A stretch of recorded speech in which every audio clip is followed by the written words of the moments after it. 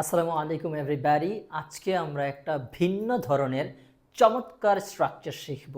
আমরা এই ধরনের কথা বলি, তুমি কি আসবে নাকি আসবে না? তুমি কি তাকে পছন্দ করো নাকি পছন্দ করো না?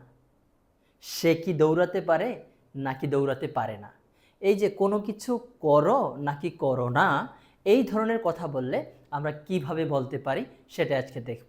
অর্থাৎ কোনো কিছু করো নাকি করো না, এই ধরনের কথা জিজ্ঞাসা করলে আমরা যে কোনো টেন্সে, যে কোনো সেন্সে, অর্থাৎ যে কোনো স্ট্রাকচারে পজিটিভ কোয়েশ্চেন করে আমরা ওর নট ব্যবহার করে দিব।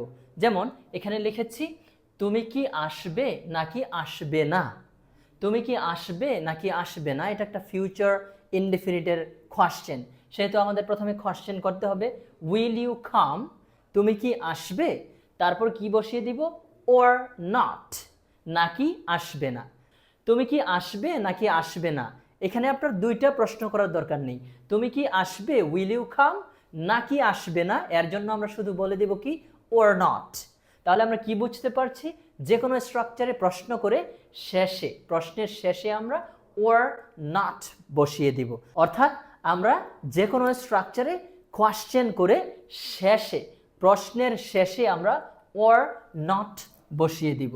আপনি যদি খেয়াল করেন, প্রত্যেকটা প্রশ্নের শেষে কিন্তু আমরা ওর নট ব্যবহার করেছি। তাহলে তুমি কি তাকে পছন্দ করো নাকি পছন্দ করো না, এটা হচ্ছে প্রেজেন্ট ইনডিফিনিটের একটা কোয়েশ্চেন।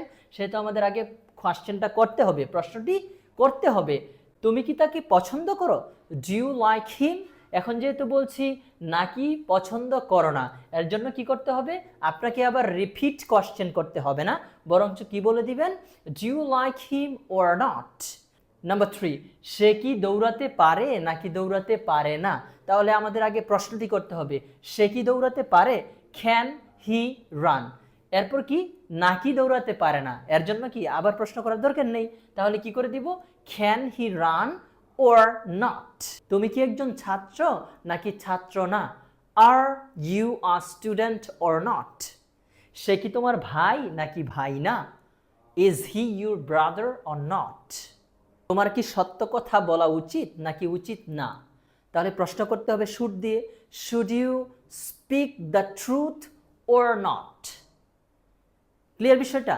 অর্থাৎ আপনি যে কোনো টেন্স বা সেন্সে যে কোনো স্ট্রাকচার ব্যবহার করে প্রশ্ন করে শেষের দিকে, প্রশ্নের শেষে ওর নট যোগ করে দিবেন। আর হ্যাঁ, আপনাকে অবশ্যই খেয়াল রাখতে হবে কোয়েশ্চেনটি যাতে পজিটিভ কোয়েশ্চেন হয়, অর্থাৎ হাবোধক প্রশ্ন হয়।